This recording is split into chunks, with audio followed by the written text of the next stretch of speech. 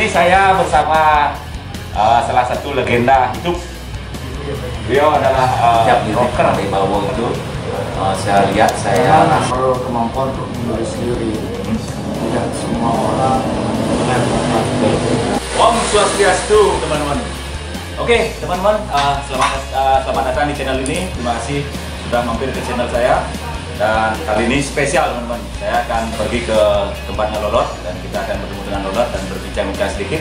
Dan sebelum itu, saya harap teman-teman bisa meluangkan waktu untuk tekan tombol subscribe di bawah ini pojok kiri dan tulis komen teman-teman di kolom komentar di bawah ini, masukan ataupun saran dari teman-teman. Dan tetap ikuti channel ini dan simak video kita setelah yang satu ini.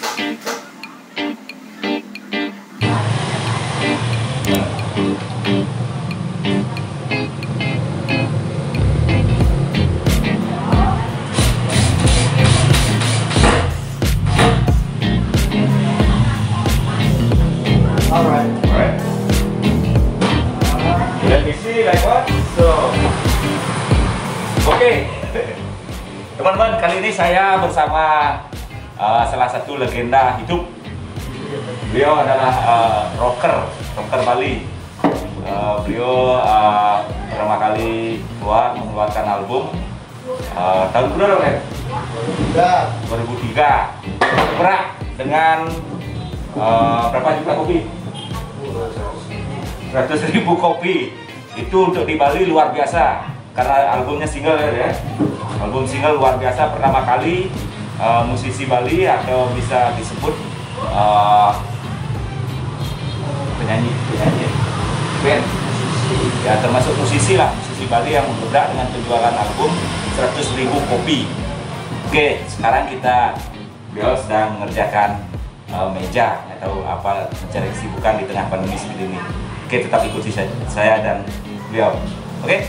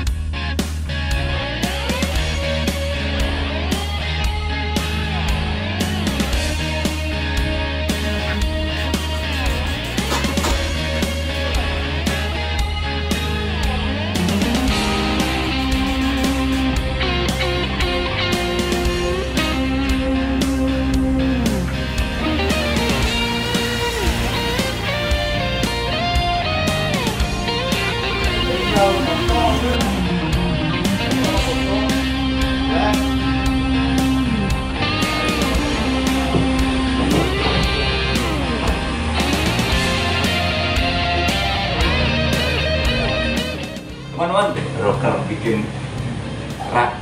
Kita harus kreatif dalam segala hal.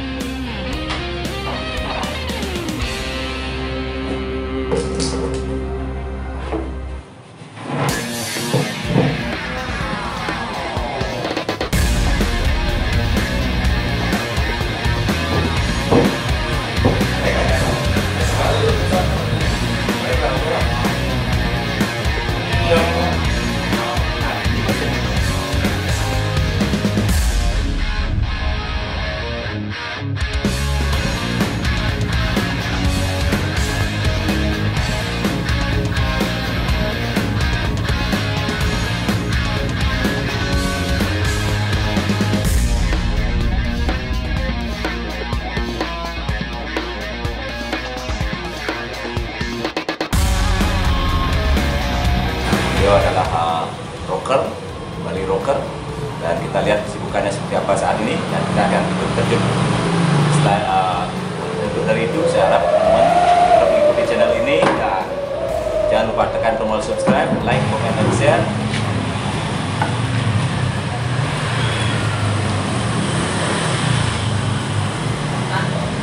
Yang real jenis kamu sedang? Hah? Real itu, ya. Wih, lo, kenapa lo?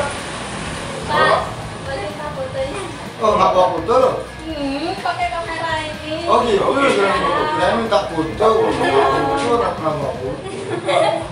Ya, sama Rai. Mau dicium? Ada nggak Awas, awas, awas. fotonya di sana? Ya, nggak apa-apa lah. Yang jadi. Cici. 1, 2, 3. Lagi. 1, 2, 3. Lagi 1, 2, 3. Foto dengan tukang. Ya. Sama saya fotoin. Enak sih, tadi isi diminta ada cewek teko. Oke, cewek ronda di Barang. Udah. Udah.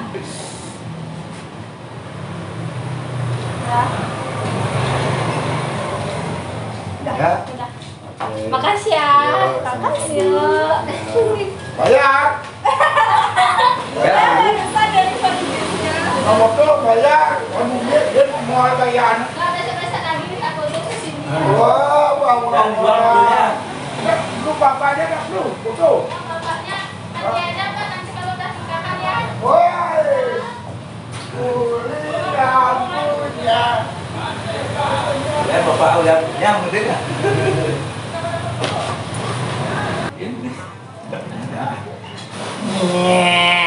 Hayal lu.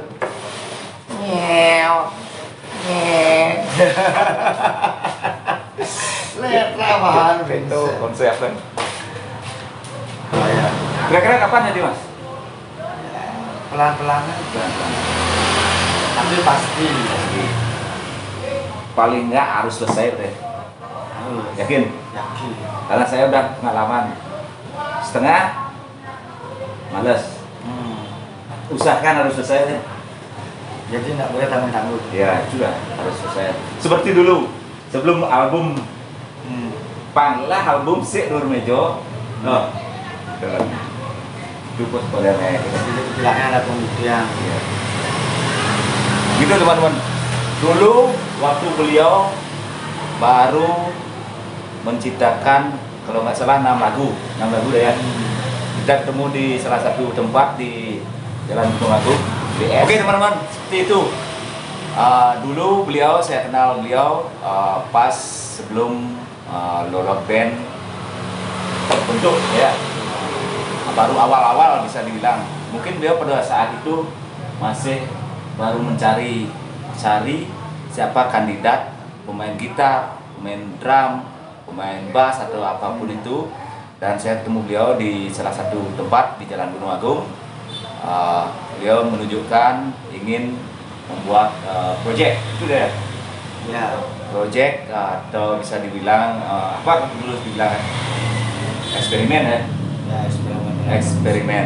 eksperimen di dunia musik dengan menggebrak yang sebelumnya musik Bali, sebenarnya musik berbahasa Bali yang dipenuhi dengan nada Mandarin sendiri ya?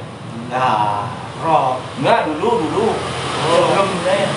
Sebelumnya Ya, kebanyakan berbahasa bernada Mandarin. ya kan mau bikin sebuah sesuatu perubahan. Ya, seperti itu. Artinya bukan perubahan sih ya. Menambah. Tepatnya waktu itu menambah jadi warna musiknya. Ya, seperti itu. Menambah dengan mendobrak. Memang itu seharusnya itu yang dilakukan dan saya lihat anak muda zaman sekarang kayaknya sedikit nggak begitu ada seperti dulu ya. Mungkin zamannya betul. Ke zamannya. Mungkin mereka juga masih mencari-cari. Ya. Jadi menjadi orang yang seperti itu kan gimana ya, kita harus melihat peluang gitu. Peluang.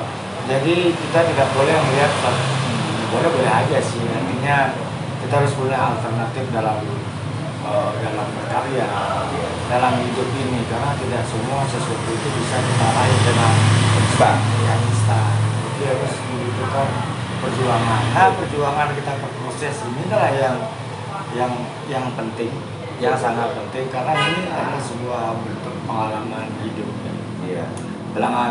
Pengalaman hidup yang bisa menginspirasi bagi Banyak orang dan memberikan semangat. semangat, mungkin bisa dibilang apa ya, mau bikin zaman baru. Ya. Ya, sedikit menggeser zaman baru. Ya, Memberikan warna baru. warna baru. Karena kita setiap orang itu kan punya apa ya? Karakter. punya bisa dibilang punya karakter, terus Punya ledakan-ledakan dalam jiwa. punya sesuatu yang bisa membuat namanya sendiri. Jadi mumpung kita masih hidup, jadi dalam hidup itu harus menjadi sesuatu yang berarti. Hidup kita itu harus berarti, Bermanfaat juga buat kedua. tidak menjadi sampah masyarakat lah gitu loh. Tidak menjadi sampah. Ya. Kalian yang masih jadi beban orang tua, walaupun saya juga dan mungkin kita juga. Ya paling enggak kita ada usaha lah sedikit untuk memperbaiki, walaupun belum sampai lonjakan seperti beliau, tapi kita harus ada usaha. Mungkin kalian juga ada ledakan-ledakan dalam hati atau jiwa kalian yang ingin sesuatu ditunjukkan atau merubah sesuatu, silakan jalankan asalkan itu positif. Betul, Pak Dek? Dek, dulu kalau saya melihat kayaknya ada pengaruh dari dunia underground. Karena sekarang sudah lama dunia underground, musik Jepang lah bisa bilang. Padahal dulu masuk nggak di dunia underground? Kalau di musik underground mungkin kalau teman-teman bilang ya saya termasuk betul-betulnya. Ya. Ya, di Bali. Tahun 95. Tahun era 95. Saya juga pernah tuh di GOR, konser di GOR itu kalau nggak salah mungkin udah Superman is Dead ya. Itu luar biasa. Tapi sebelum itu beliau sudah ada. Dalam artian sudah ada dia di kampus-kampus. Silakan Pak. Ya, selama musik betul. Ya. Karena awal main musik hanya vokal aja. Dan vokal juga ya lumayan, kalau teman-teman bilang berprestasi juga sih. Ya. Ya teman-teman yang Bisa dilihat. ya. Artinya awalnya bawain lagu kecuali kalau di underground. Ya, yang lihat metal. Yang tulisannya kayak akar-akar ya. Metal. Terus beralih ke hardcore, punk. Ya segala jenis musik lah. Kira-kira sebelum tahun 95 itu Pak ya? Iya. Kira-kira itu sebelum tahun 95. Dari SMP sudah penggemar musik. Akhirnya sama SMA sudah bikin band. Ya, dan sudah mulai manggung-manggung, sudah Ya. memberanikan diri untuk manggung banyak. Ya. Ya, Tapi pengaruh underground waktu itu juga sangat besar. Pak ya? bisa. Karena zamannya pada waktu memang Iya. underground itu ya malah artinya asik. Dan selain itu juga banyak orang yang punya semangat untuk membentuk sebuah band. Banyak pada saat itu kalau nggak salah sebelum 95 itu semangat anak-anak muda lah saya bilang luar biasa. Tapi sekarang saya lihat sih mungkin pergeseran ya, mungkin zaman era baru hal lainnya akan terjadi. tapi pada saat itu seperti itu.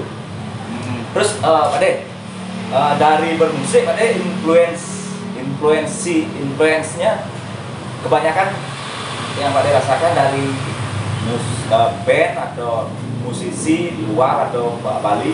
Kalau luar yang siapa dulu? Lebih banyak kiblatnya di luar. Ya, luar. Karena begini, kalau kita referensinya di sini, musiknya akan contoh sama dengan mereka. Jadi kalau di luar, kalau soal referensi banyak.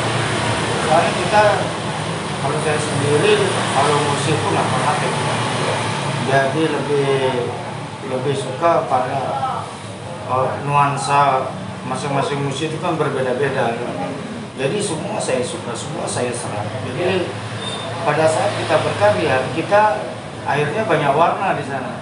Campur. Ya, jadi kita bisa mix jadi satu warna-warna itu. Walaupun harus tetap menjaga karakter garis besar dari karakter itu kan kembali pada diri kita sendiri. Tapi masalah warna musik itu kita juga dalam pembentukan karakter kita bisa banyak alternatif di sana. Ya, yang jelas sekarang karakter kita itu gimana? Karakter dalam artian karakter vokal gitu misalnya udah punya karakter yang jelas dia. Jadi musik apapun yang dimainkan akan tetap warnanya seperti itu. Cuman bedanya di musik aja yang berbeda, dari musik aja yang berbeda. Tapi dari garis besar di saat satu orang yang sudah punya karakter yang kuat, udah tetap karakternya dia ya. Contoh, mungkin karakter vokal seperti ini seperti Made Bawo. Jika digantikan mungkin pemain bandnya mungkin seperti itu, pasti akan tetap membawa karakter vokal ya. Ya, tapi karakter musik dari sebuah band itu pasti memiliki juga, ya? Iya, kita kembali pada personil juga. Ya, Dan setiap personil itu juga harus punya karakter. Betul. Dan harus kuat juga. Jadi di sini bukan kita main ego antara personil lah, tapi bagaimana kita saling isi, terbuka. Nah, jadi harus ada yang ditonjolkan dan ada yang juga yang Indo Bayu gitu lah istilahnya. Jadi di musik itu kan tidak harus semua menonjol. Justru kalau semuanya menonjol musik itu hancur. Betul. Tapi kalau ada, misalnya kita bikin musik, kita main harmoni di sini. Ya. Jadi harmoni saling keterkaitan antara semua musik personil. Macam itu. Seperti itu teman-teman. Jadi musik itu sebenarnya sebuah harmoni. Walaupun musik Lolot atau Made Bawo, garis besarnya band Lolot, sekarang band Lolot ya. Ya. Lolot band itu berbahasa Bali, tapi harus diingat musik itu universal. Bahasa Inggris, bahasa Spanyol, apapun kalau kita sudah dengar, enak didengar, pasti kita menikmati. Itu pula di tempat lain dengan musik Bali. Jadi untuk itu kita juga bisa mempromosikan budaya kita dengan bahasa Bali, dengan musik yang kita bawakan. Gimana ya? Bisa masuk seperti itu? Masuk ya. Soalnya kita kan udah memasuki zaman era globalisasi dan budaya itu pun mengalami perkembangan juga. Bukannya kita meninggalkan budaya, tapi di sini kita bisa mix antara budaya kita dengan budaya modern. Jadi biar kita juga tetap bisa menikmati dan musik kita juga bisa diterima di kancah musik dunia. Ya, jadi tidak butuh kemungkinan orang lain kamu atau ya orang luar negeri bisa menerima musik kita juga. Di sini kita main bahasa musik. Bahasa musik, ya. Bahasa yang universal. Musik. Ya. Lalu masalah bahasa kan kita tahu sendiri. Artinya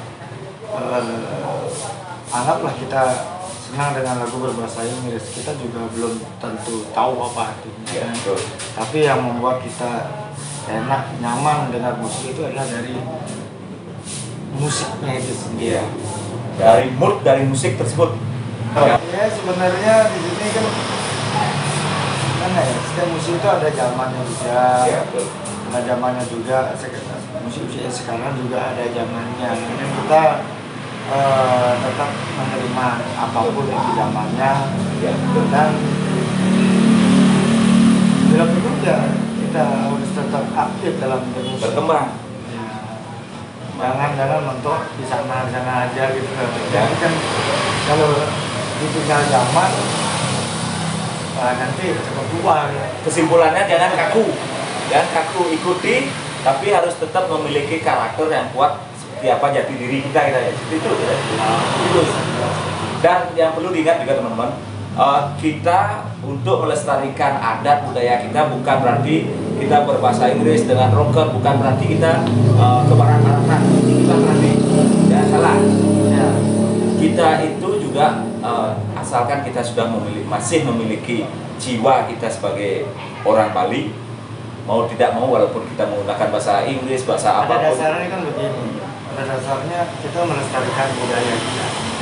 Artinya sekarang banyak kita lihat kan budaya kita itu udah mulai agak mengalami pergeseran. Pasti. Tapi harus ada yang kita selamatkan. Dan kalau di sini kalau saya bermusik kan saya menyelamatkan bahasa Balinya itu sendiri. Satu.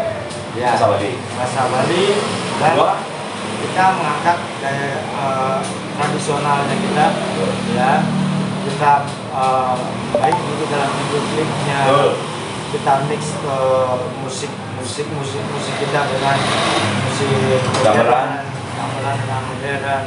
Jadi di sini memang dibutuhkan kreativitas yang ya semacam harus benar-benar berbaur, kreatif yang bisa berbaur mix jadi harmoni. Ya, Bisa tercermin, bisa dilihat di salah satu klip atau beberapa klip, salah satunya Barong Bangkung deh ya. Itu juga kita salah satu menunjukkan walaupun kita dengan beliau dengan cara beliau sendiri musik rock, beliau menunjukkan seperti apa Barong Bangkung, dan bahkan beliau membahasakan secara apa bisa dibilang deh dengan lirik menuju Rahino Menganis Galungan. Biasanya pas Manis Galungan itu Barong Bangkung biasanya ada seperti itu. Itu salah satu promosi budaya juga. Ya, termasuk promosi budaya dan juga bagaimana kita memberikan pesan dan pesan kita untuk selalu ingat pada budaya. Artinya dimanapun kita berada, kita harus ingat apa yang menjadi akar kita, ya, dasar kita. Jadi di musik berbahasa Bali ini kan kita ingin berbagi. Jadi berbagi apa yang kita ketahui dalam diri masyarakat selama kita dalam pergaulan itu, dan apa yang menjadi yang sering dibicarakan sama orang. Jadi dari kosakata bahasa Bali itu juga tidak banyak orang mengerti kan. Jadi di sini kita juga bisa memberikan sebuah pendekatan kepada masyarakat. Nah, misalnya begini, seorang anak dengan bapaknya, anaknya ketika dengar lagu Lolot Band, dia bertanya sama bapaknya, itu kan adalah komunikasi yang bagus. Pak, ini apa sih artinya ini? Nah, gitu misalnya, ini apa sih artinya? Ya, jadinya komunikasi daripada berkeluarga untuk budaya itu ya benar-benar terjalin. Jadinya terbuka jadinya. Ya. Salah satunya mungkin kayak gini. Mungkin anak muda zaman sekarang, atau bisa dibilang anak-anak zaman sekarang, mungkin dia nggak begitu memahami tentang budaya kita. Mungkin dia suka rock atau apa. Ketika rock itu masuk, rock Madebawo masuk ke dia, sedangkan dia belum menguasai budaya, belum ya tidak peduli lah sebelumnya, masuk musik itu yang dia sukai dan dia melihat itu, otomatis dia akan ada pertanyaan otomatis, jadi terjadilah ya bisa dibilang pembukaan pemahaman gitu ya. Ya, artinya si anak itu mau belajar. Ya, betul. Mau belajar, ada keinginan untuk tahu bahwa si orang tua ini pun juga dia memiliki rasa tanggung jawab. Dia juga harus paham juga, memahami juga tentang tatanan bahasa, kosakata dari bahasa Bali itu sendiri gitu. Tapi ya, bisa dibilang musik lirik, setiap lirik Madebawo itu saya lihat, saya rasakan dari awal album itu banyak halus bahasanya, bahasanya bukan hanya bahasa sembarangan dalam artian sekedar mengeluarkan bahasa Bali, tapi kacau atau bisa dibilang nggak memiliki karakter halus gitu. Tapi beliau sangat halus dalam berbahasa di lirik musik beliau, lirik setiap lagu beliau. Ya. Itu memang dari dasar pencarian kata bahasa Bali apa deh? Bahasa Bali yang puitis gitu. Ya, memang kalau kemampuan untuk menulis sendiri tidak semua orang punya dia anugerah. Jadi kebetulan saya juga memang ya bergaul kesana kemari, jadi bergaul dengan siapa aja, termasuk saya. Dan banyak kita petik di sana dari kosakata setiap masing-masing daerah itu kan beda-beda. Jadi semua apa yang kita dapatkan itu kita jadi lebih gampang untuk menulis lirik. Untuk penyampaiannya itu bisa lebih jelas lagi dia. Sebab satu kosakata yang ada di dalam itu di masing-masing daerah itu beda-beda. Itu. Jadi kita misalnya kalau main a u i o nya kita dapat. Oh ini u-nya nggak dapat nih. Oh yang ini dapat. Oh bahasa Tabanan dapat. Oh bahasa negara dapat. Oh ini aja masih. Nah itu seperti itu. Jadi memang bahasa Bali halus itu memang paling tepat untuk penyampaian secara umum. Sebab begini, di sini kita kalau ingin mengasih tahu apa gitu misalnya penyampaian kalau kasar kan jadi benar. Tapi kalau penyampaiannya halus, sama halnya kita berhadapan dengan masyarakat umum. Ya, betul. Ya, seperti di Banjar aja, mungkin akan menggunakan bahasa kasar kan. Betul. Jadi untuk kamu Banjar berkata iya nama gantinya itu nane sarang sami sana uang yang titian mungkin dan minumnya sana mungkin enggak. Ya seperti itu. Jadi di sanalah kalau penyampaian kita halus akan lebih banyak yang bisa menerima. Bisa diserap. Betul. Walaupun dengan penyampaian berbagai macam seperti sekarang ini dengan bahasa-bahasa setiap daerah, mereka merasa lebih membumi.